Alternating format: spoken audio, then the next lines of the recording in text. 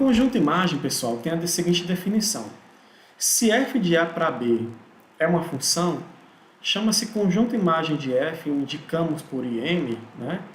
O subconjunto do contradomínio, ou seja, do conjunto B, constituído pelos elementos y, que são imagens de algum x que pertence a A. Então, o conjunto imagem aqui da função são só aqueles elementos que estão associando o x a um y do conjunto A com B. Então, pode acontecer que todos os elementos do meu contradomínio vai ser os elementos do conjunto imagem, mas pode acontecer que os elementos do contradomínio, alguns deles, não pertençam ao conjunto imagem da função. Bora ver uns exemplos aqui para observar isso na prática. Neste exemplo, eu tenho os conjuntos A e B, dado por esses números, e eu tenho a função de A para B, tal que f de x é igual a x mais 1. Ela tem domínio A e contradomínio B. Então, aqui, vamos montar uma tabela para descobrir quais são os elementos que pertencem ao conjunto imagem dessa função. E para isso, a gente vai pegar cada valor do conjunto A, que é o domínio da função, e substituir na função y igual a x mais 1. E daí, aí a gente vai observar quais são os elementos do contradomínio B que fazem parte do conjunto imagem. Quando o meu x for zero, e eu substituir aqui na função, eu vou obter, então, f de 0 ou y, né? Vai ser 0 mais 1, que é 1. Então, a imagem do x igual a 0 é 1. O f de 1 vai ser o quê? 1 mais 1, que é 2. Ou seja, a imagem para o meu x igual a 1 vai ser o 2.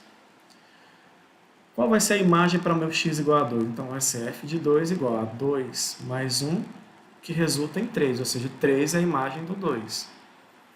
E f de 3, o que vai ser? 3 mais 1, que resulta em 4. Ou seja, o 4 que pertence ao conjunto B é a imagem do x igual a 3, que pertence ao conjunto A. Então, aqui o conjunto imagem vai ser definido pelo conjunto formado pelos elementos 1, 2, 3 e 4. Observem que são esses números aqui que a gente encontrou para y, né? Através dessa substituição na função. E a gente poderia também representar pelo diagrama de Venn, né? O 0 aqui vai associar ao número 1, o 1 vai associar ao 2, o 2 ao 3 e o 3 ao 4. Observem que o 0 e o 5 que pertencem ao conjunto B, ou seja, ao contradomínio da função, eles não são imagem de nenhum elemento do conjunto A, né? Então, nesse caso aqui, o conjunto imagem é uma parte do conjunto B, né? Como a gente já viu lá nas aulas anteriores. Então, ele, no caso, ele é um subconjunto do conjunto B. Nesse exemplo aqui eu tenho o conjunto A, que é igual ao conjunto dos números inteiros, o B também é o conjunto dos números inteiros, e tem uma função f de A para B, tal que f de x é igual a 2x, então eu tenho um domínio inteiro e contradomínio inteiro, né? Nesse caso aqui, pessoal, os dois conjuntos são infinitos, mas eu vou colocar aqui uma tabela com alguns valores, só para a gente ter uma noção de qual é o aspecto do conjunto imagem para essa função. Observem que eu tenho aqui na tabela os valores de x, que é menos 1, 0, 1 e 2. Mas eu poderia colocar outros valores que pertencem também a esse conjunto dos números inteiros. A função é dada por f de x igual a 2x. Então, para encontrar a imagem para o x igual a menos 1, eu vou fazer o quê? F de menos 1 igual a 2 vezes menos 1, que resulta em menos 2. F de 0 vai ser igual a 2 vezes 0, que resulta em 0. Então, o 0 é a imagem do 0. O f de 1 vai ser 2 vezes 1, que vai resultar em 2, ou seja, a imagem do x igual a 1 vai ser igual a y igual a 2. E f de 2 é igual a 2 vezes 2, que é 4. Né? Nesse caso aqui, o y igual a 4 é a imagem do x igual a 2. Né? Então, observem que, por estes números que eu coloquei aqui do domínio, a gente nunca vai ter um número ímpar, né? Então aqui o conjunto imagem dessa função, a gente poderia dizer que ele é o quê? Ó? Ele é um y pertencente aos inteiros, né? Porque ele é uma imagem, então ele é representado pelos y, né? Tal que y é par. Ok? Então aqui eu já digo que todos os números pares que pertencem aos inteiros é o conjunto imagem dessa minha função. Então, novamente, eu tenho aqui também um subconjunto do contradomínio, porque observem que os números ímpares não fazem parte do conjunto imagem. Né? Então, a gente poderia também representar isso por meio do diagrama de Venn. Observem que aqui eu só coloquei alguns elementos. Tem mais, né? São infinitos os números que pertencem aos dois conjuntos A e B aqui.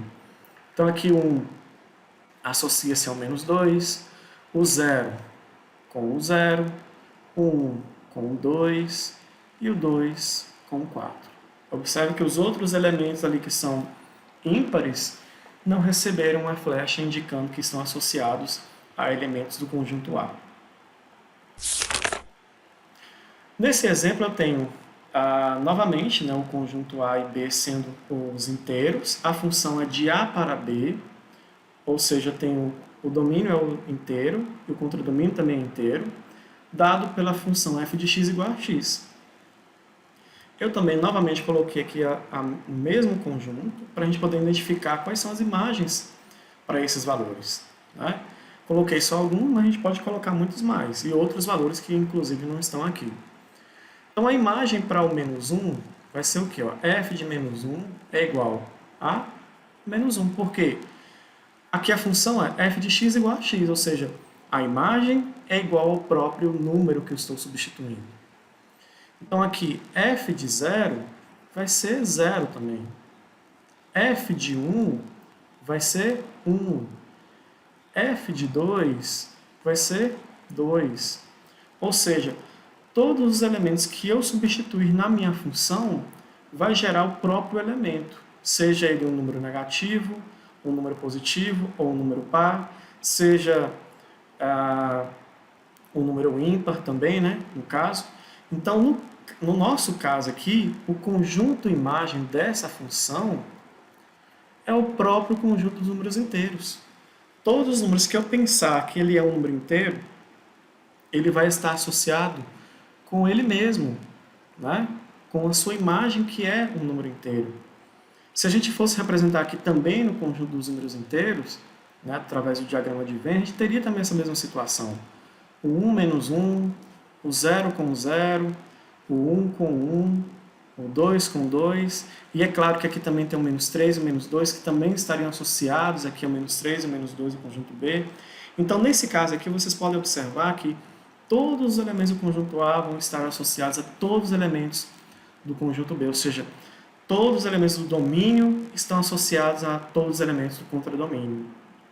E aí, no caso, a imagem é o próprio contradomínio da minha função. Bom, então aqui nós chegamos ao final da nossa aula. Esses são os exercícios que vocês devem fazer para postar lá no mural do seu Padlet, tá? Qualquer dúvida que vocês tiverem sobre esse conteúdo, vocês podem entrar em contato comigo via WhatsApp ou pela página nossa lá do Classroom. Ok? Então, é isso. Vamos ficando por aqui. Até a próxima videoaula. Um grande abraço para você.